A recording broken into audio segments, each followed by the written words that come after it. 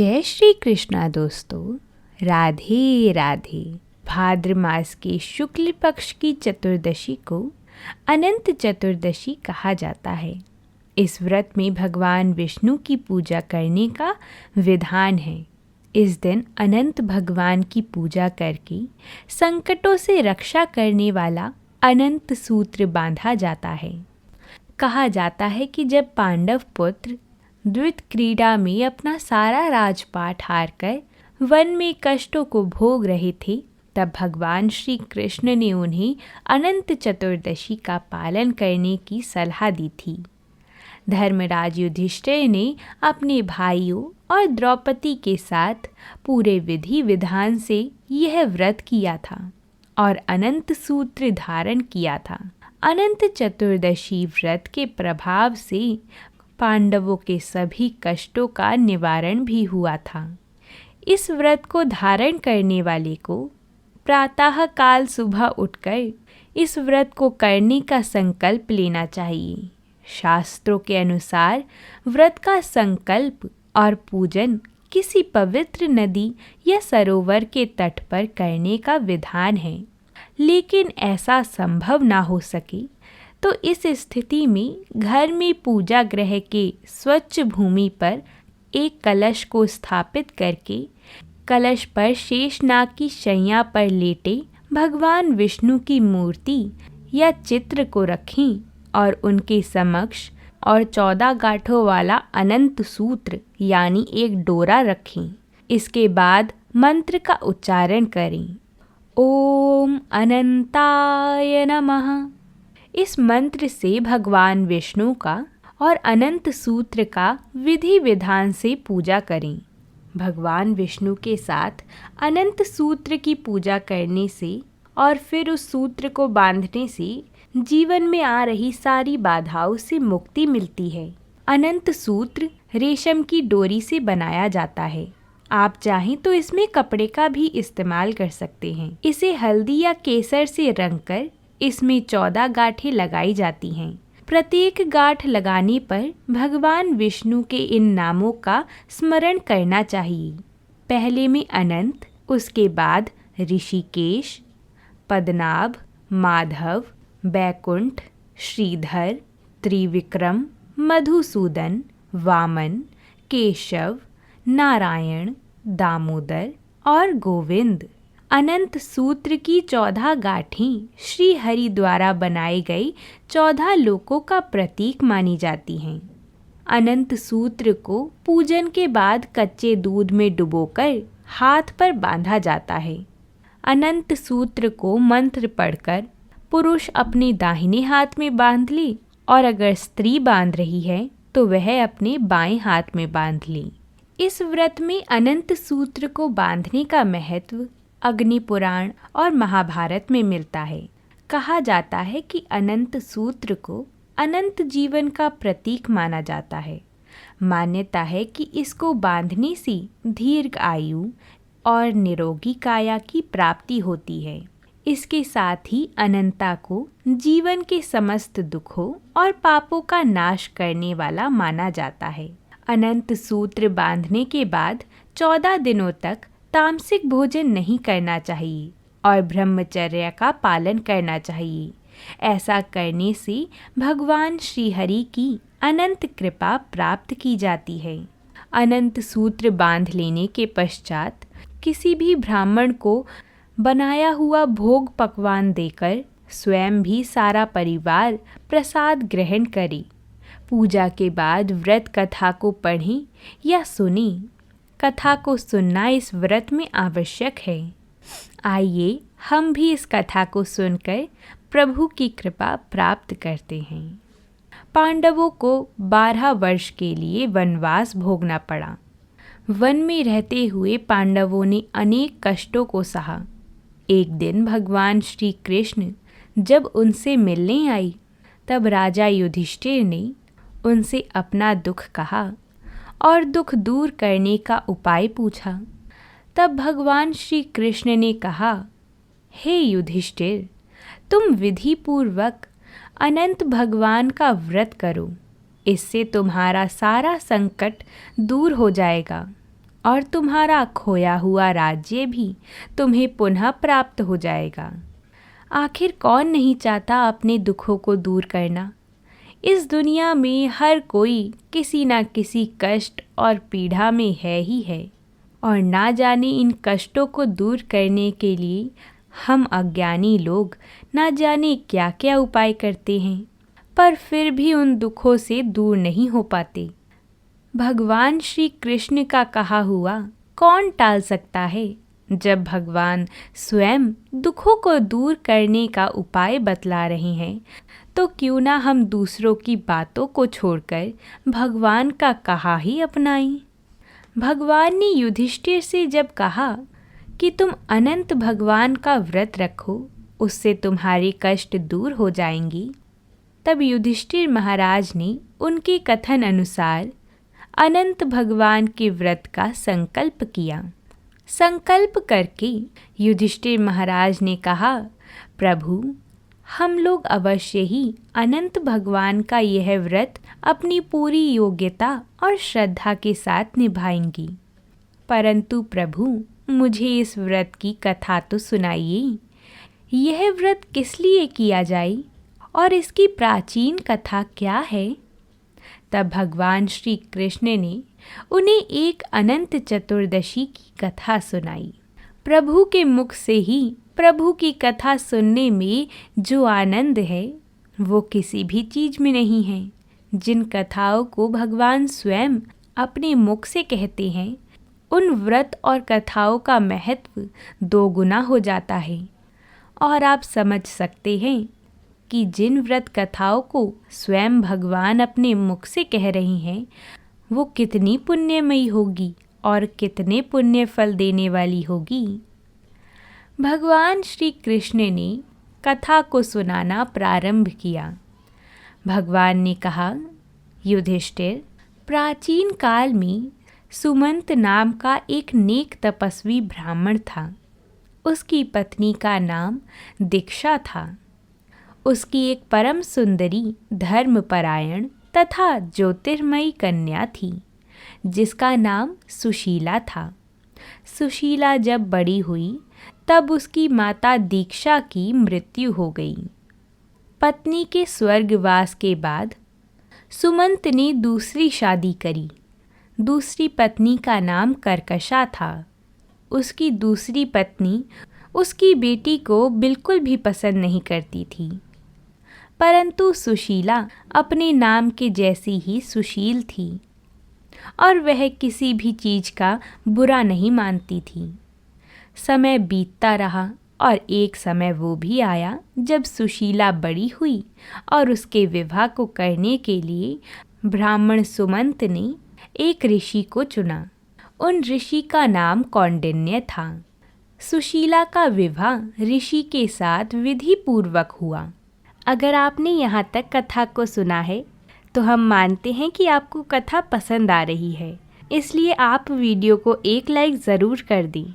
आप सभी वीडियो को देखकर पसंद तो करते हैं, पर वीडियो को लाइक नहीं करते, जिससे ये वीडियो कुछ ही लोगों तक पहुँच पाती है।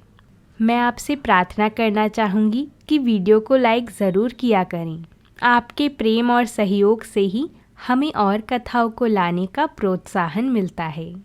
विदाई में कुछ देने की बात पर उसकी सौतेली माँ ने दामाद को कुछ ईंटें और पत्थरों के टुकड़ों को बांध कर दे दिया। वह ऋषि दुखी होकर अपनी पत्नी सुशीला को लेकर अपने आश्रम की ओर चल पड़ी। जब वह ससुराल से घर वापस लौट रहे थे, तब रास्ते में नदी के किनारे कुछ स्त्रियां अनंत भगवान की पूजा करती हुई सुशीला को दिखाई पड़ी। संजोगवश ऋषि ने उसी जगह पर विश्राम करने का निश्चय किया।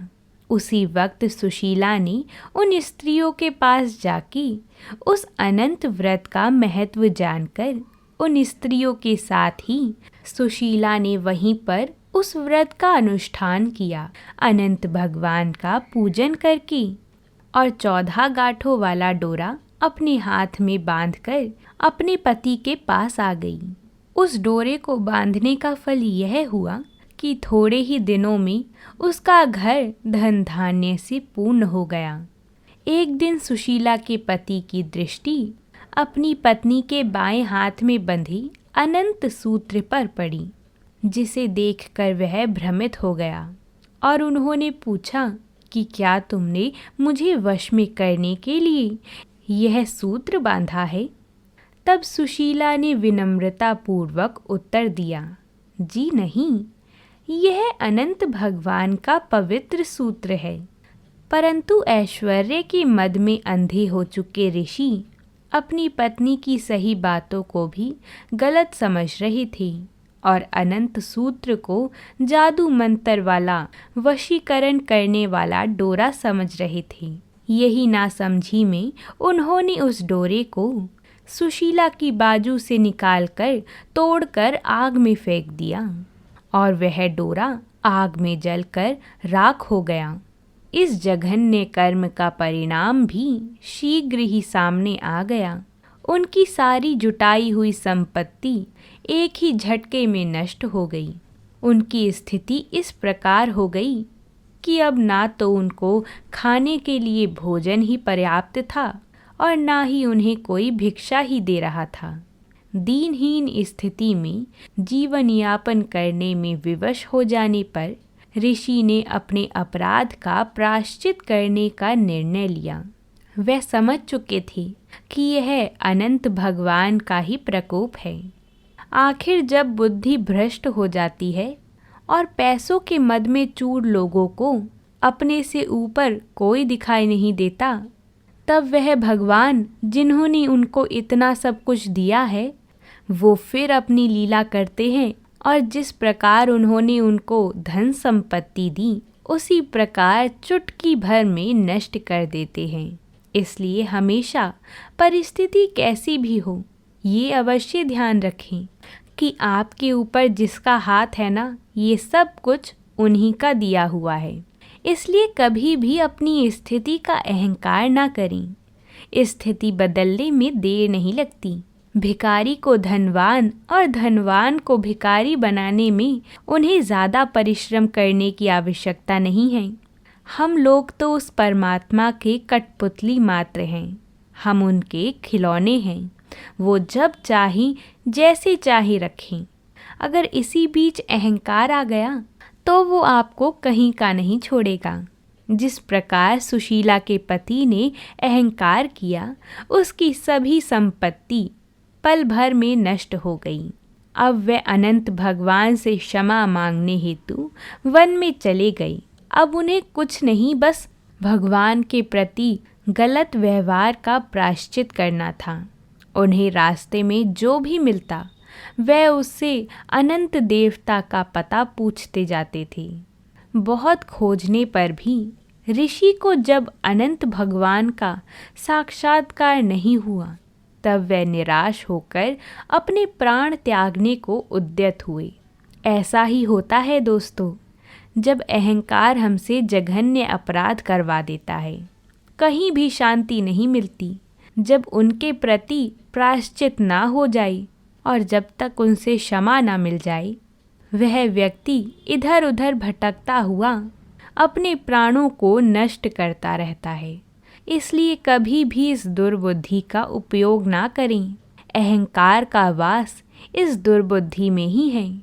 जब ऋषि अपने प्राणों को त्यागने के लिए निकले, तभी एक वृद्ध ब्राह्मण ने आकर उन्हें आत्महत्या करने से रोक दिया और एक गुफा में ले जाकर चतुर्भुज अनंत देवता का दर्शन कराया। दोस्तों, हमारा साथ भगवान कभी नहीं छोड़ते। हम लोग बेशक ये सोचते हों कि हमें भगवान नहीं दिखते तो भगवान है ही नहीं, लेकिन ये परम सत्य है कि भगवान की दृष्टि हम पर हमेशा, हर पल, हर वक्त रहती है। वो हर समय हमारे साथ मौजूद हैं।